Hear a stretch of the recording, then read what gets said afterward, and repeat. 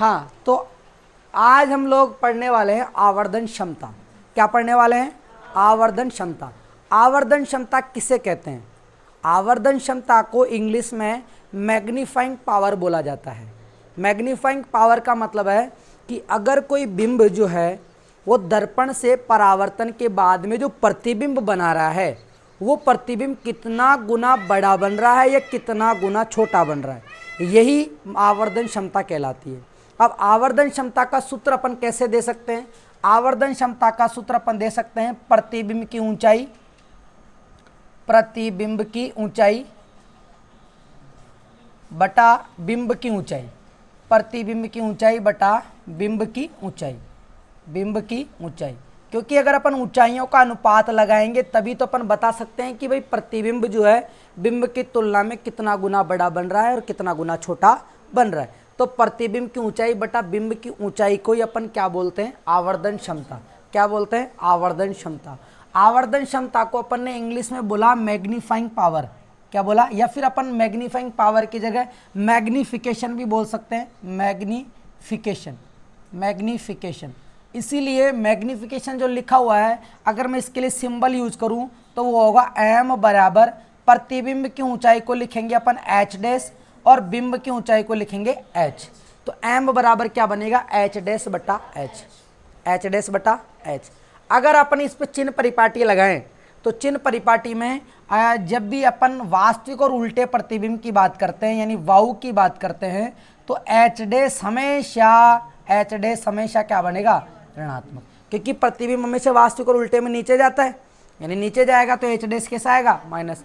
और h तो हमेशा ही प्लस रहेगा, क्योंकि मुख्य अक्ष के ऊपर मुख्य अक्ष की लाइन पे रखेंगे तो वो तो प्लस में जाएगा। तो अपन लिख सकते हैं अगर चिन्ह परिपाटी लगाएंगे तो m बराबर क्या आएगा? माइनस का h dash upon h, minus का h डैश अपॉन h। ये किसके लिए है? केवल दर्पण के लिए। और दर्पण में भी वास्तविक और उल्टा प्रतिबिंब बनता है तब, वास्तविक और उल्टा प्रतिबिंब बनता है तब।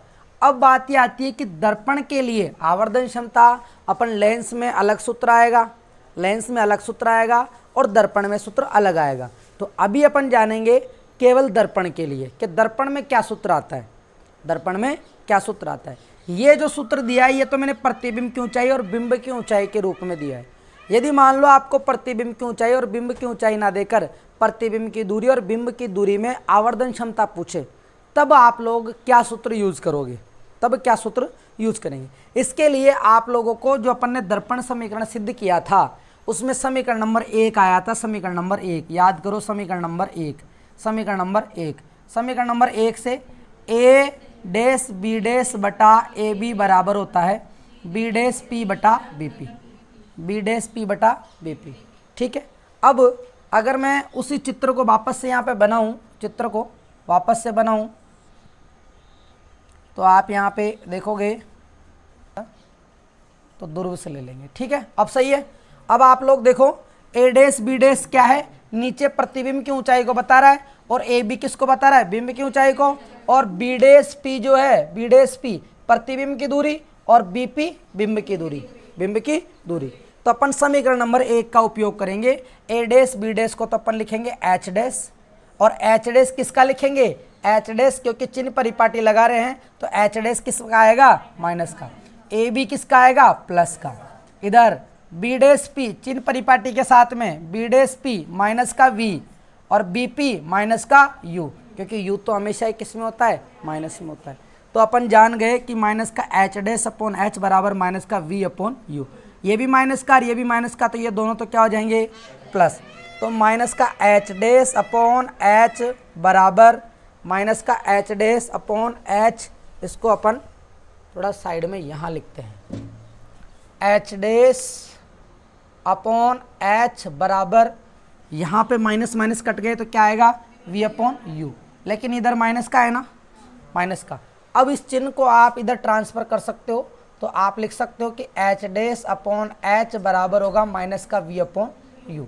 और यहाँ पे देखो आप एच डैश अपॉन एच को अपन क्या लिख सकते हैं? एम। तो यहाँ पर एच डैश अपॉन एच की जगह क्या लिखेंगे? एम। तो एम बराबर क्या सूत्र बन गया? माइनस का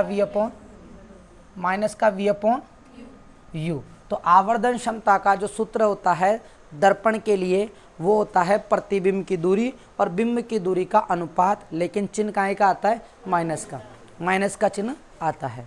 दर्पण सूत्र आप लिखते हो तो दर्पण सूत्र में तो 1/f बराबर 1/v प्लस 1/u। अगर आप ट्रिक बनाना चाहते हो तो दिमाग में रख लेना कि दर्पण सूत्र जब अपन लिखते हैं तो प्लस का चिन्ह लिखते थे, लेकिन आवर्धन क्षमता जब लिखते हैं तो यहाँ पर चिन्ह क्या ही आता है, माइनस। जब अपन लेंस पढ़ेंगे ना तो लेंस में रिवर्स हो जाएगा, यानी लेंस सूत्र में माइनस का चिन्ह आता है और आवर्धन क्षमता में ये प्लस का आता है। ये याद रख लेना आप। तो आवर्धन क्षमता m बराबर माइनस का v/u। तो दोबारा समझ लेना एक बार, आवर्धन क्षमता प्रतिबिंब की ऊंचाई और बिंब की ऊंचाई का अनुपात होता है, यानी प्रतिबिंब की ऊंचाई को अपन लिखते हैं h डैश और बिंब की ऊंचाई को लिखते हैं h। ये हो गई आवर्धन क्षमता की परिभाषा और उसका सूत्र। ठीक है, अब प्रतिबिंब अलग अलग बनेंगे, वास्तविक और उल्टा बनेगा या फिर आभासी और सीधा बनेगा, तब आवर्धन क्षमता क्या रहेगी वो अभी अपन जानेंगे। लेकिन अगर मैं कहूँ कि दर्पण के लिए, किसके लिए, दर्पण के लिए, तो ये जो सूत्र आया है ये दर्पण के लिए, कोई सा भी दर्पण के लिए आवर्धन क्षमता का सूत्र है। दर्पण के लिए आवर्धन क्षमता का सूत्र, दर्पण के लिए m बराबर माइनस का v/u। कैसे आया, हमने जो दर्पण समीकरण बनाया था उसमें जो समीकरण नंबर 1 लिया था काम में, उसी का उपयोग यहाँ पे किया है, a डैश b डैश को अपन लिख सकते हैं प्रतिबिंब की ऊंचाई, तो माइनस का h डैश क्योंकि नीचे की तरफ जा रहा है तो चिन्ह परिपाटी लगाने से आया है, ये सब चिन्ह परिपाटी से आया है। तो माइनस का h डैश अपॉन h बराबर प्रतिबिंब दूरी माइनस में आएगी क्योंकि वास्तविक और उल्टा प्रतिबिंब बन रहा है और लेफ्ट हैंड साइड में बन रहा है, यानी आपतित प्रकाश की दिशा के विपरीत जा रहे हैं, तो यहाँ पे आएगा माइनस का v। और बिंब दूरी तो हमेशा काहे में रहती है, माइनस में, तो माइनस का v बटा माइनस का u। ये अब अपन ने इसको काट के गणितीय रूप में लिखा और h डैश बटा h बराबर आया माइनस का v/u। माइनस का v/u आया तो h डैश अपॉन h को अपन क्या लिख सकते हैं, m, तो m बराबर आ गया माइनस का v/u। यही दर्पण के लिए आवर्धन क्षमता का सूत्र है। ठीक है।